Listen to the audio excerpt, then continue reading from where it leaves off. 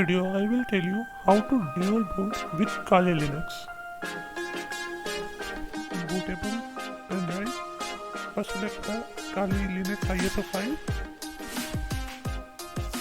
Then select the partition scheme and click on DD image mode and start. As you can see, we have made a bootable USB.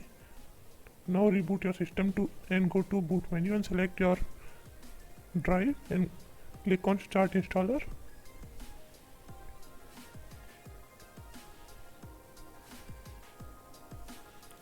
Select language, select your country. Now it's detecting your network card. If you don't want to configure right now, after that option will come. As you can see,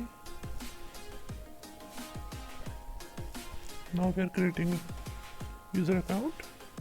Now we are setting up password.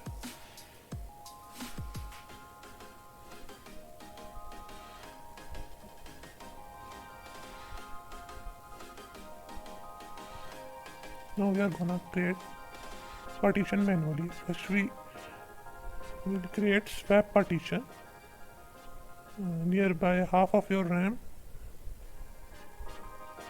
We will take 4 GB of RAM. Now select swap partition and now we will create UEFI memory. Nearby 500 MB will be sufficient for that. And now we will create main memory, root memory.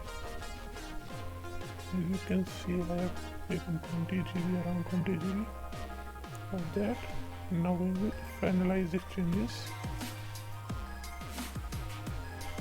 and installation will start now.